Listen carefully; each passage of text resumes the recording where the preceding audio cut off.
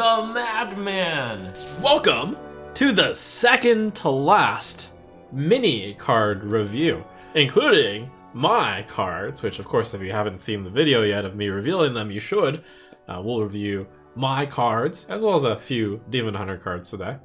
So let's get started with Unleash Fel, the Demon Hunter 1 mana spell, Fel spell.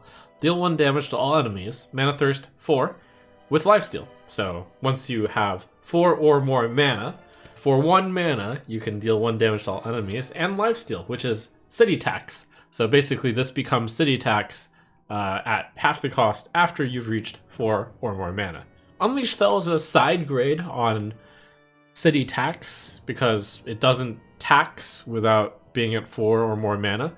It's not in the class with equality, but it is in the class with Jace. And while this card may not be that impressive to cast again with Jace, it might get you to it. And importantly, possibly importantly, there might be enough cards with Unleash Fel being not a high priority card, I gotta admit. It's a card that might not see play, might be too weak to include in the current Fel Demon Hunter deck. But what if you were going to bump those rookie numbers up in your deck from 30 to 40 cards? What if you were going to aim to make a no minion deck? So you were to cut several of those minions. You're going to have to put in some spells that you may not want to put in, and you're probably going to have to put in Unleash Fel. Definitely a move up from ye old Arcane Explosion days. But not as insane as it may look.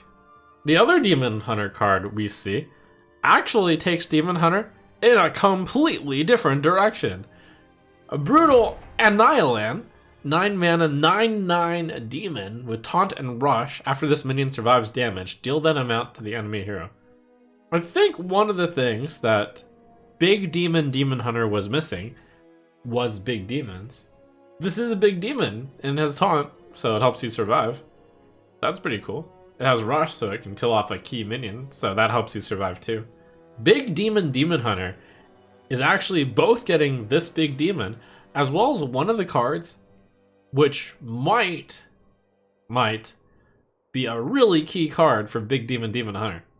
Just think, when your Inquisitor is a 16/16, that's pretty big. You play it, you kill a guy, and then you use your hero power, and then you attack the face for 16. Not bad. Did you know that there's actually a number of big demon support cards that have been printed over the last few sets? They've all been waiting for the right time. Is this the time?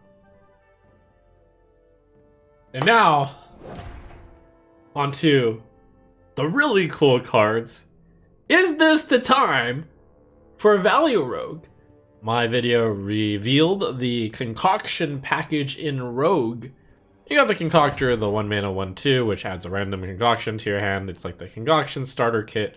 Potion Belt just outright gets you one of the mixed concoctions, discovering 2 concoctions. The concoctions, by the way, are 3 mana spells, which generally do approximately a 2-ish mana effect. But if you combine 2 concoctions together, then you get both effects for 3 mana. So once you got your concoctions, you can play your Ghoulless Alchemist, 2 mana 3/2, which makes the concoction normally costing 3 to cost 0. You got your Val Apothecary, which adds concoctions over time, 3 mana 2/4. At the end of your turn, add a random concoction to your hand. And you have the legendary in Rogue, 2 mana Potion Master Putricide, 1/4 undead. After a minion dies, not just your friendly minions, but any minion, add a concoction to your hand. So that's potentially a lot of concoctions if you were to if you had a board and your opponent had a board and you traded off your minions and their minions, you get a lot of concoctions off this guy. These cards actually go fairly well with 4 other cards that have also gotten revealed. So basically, I'm claiming that 9 out of the 10 cards in the Rogue class here all play towards this archetype, potentially. Ghostly Strike, a new card as well, that just got revealed. 1 mana, deal 1 damage, combo draw a card. So that's just a classic value filler card.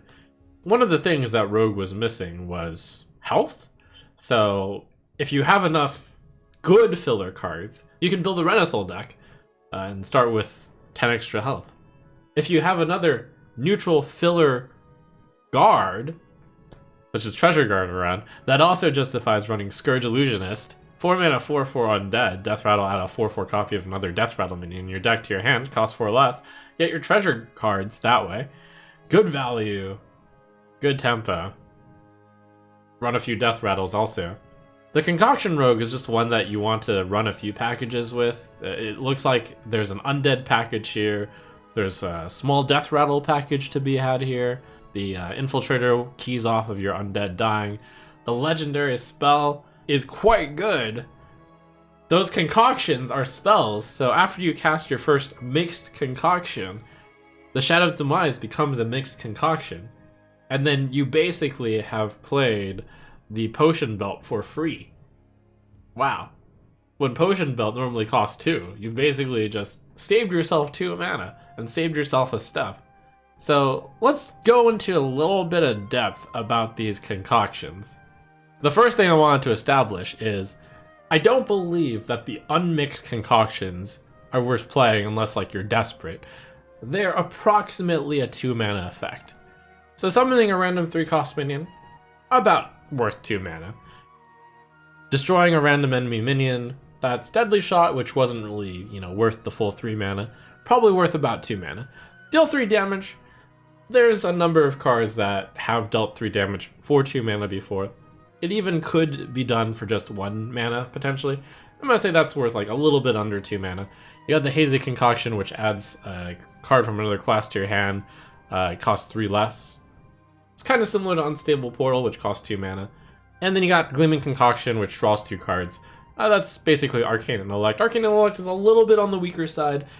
So I'm going to say this is a little bit over 2 mana. So on average, the concoctions, there's 5 pretty varied effects, but they all center around approximately 2 mana. So paying 3 mana to play something that's worth 2 mana, not a great deal.